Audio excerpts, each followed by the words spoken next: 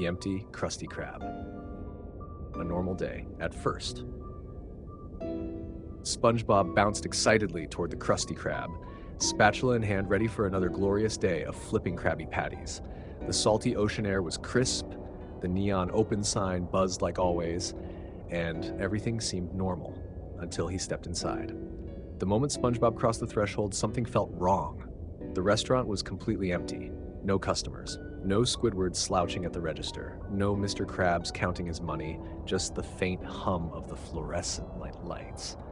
And yet, the kitchen was still running. The fryer sizzled. The grill hissed, and the smell of fresh Krabby Patties filled the air. But no one was cooking them.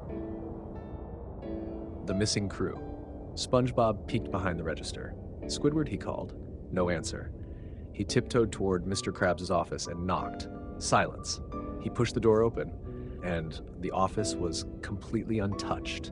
No scattered coins, no secret formulas, not even a single footprint in the dust. It was like no one had been here for days.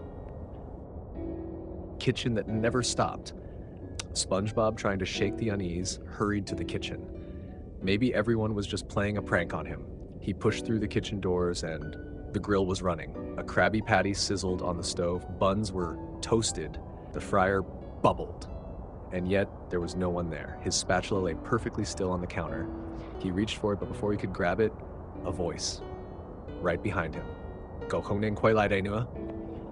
The voice in the Krusty Krab. The voice was soft, barely above a whisper, but it was close, right behind his ear. He spun around. Nothing. Just the empty kitchen. Just the sound of the fryer. He gulped. Maybe Squidward was playing a joke. Maybe Mr. Krabs was testing him. Maybe he was just imagining things. He forced a laugh. Okay, very funny, guys. His voice echoed in the empty room. No one answered. That's when he noticed something. The Krabby Patty on the grill, it was gone. A second ago, it was sizzling. Now the grill was empty, like it had never been there. The door that vanished. SpongeBob backed away, heart pounding. Something was wrong. Very, very wrong. He turned to leave, but the kitchen door was gone. Not just closed. Gone. Nothing but a blank wall where the exit used to be. His breath hitched. He spun back toward the dining room, but the restaurant had changed. The tables were rotting. The walls were covered in grime. The open sign, it now said stay in flickering red neon. And worst of all, the smell. The kitchen no longer smelled like Krabby Patties. It smelled like something burnt, something rotting, something that had been left to decay for a long, long time. The last warning, SpongeBob whimpered, gripping his spatula like a lifeline. He turned back to the grill, and someone was standing there. A shadowy figure, tall and wrong, its limbs just a little too long, its smile just a little too wide. It lifted something in its hand. A Krabby Patty, the one that had just disappeared. It brought the burger to its mouth, but just before taking a bite, it spoke. This time, the whisper was right in SpongeBob's head. Go Hongnen Kwai Lai Nua, SpongeBob screamed, and the world went black. The truth about the Krusty Krab.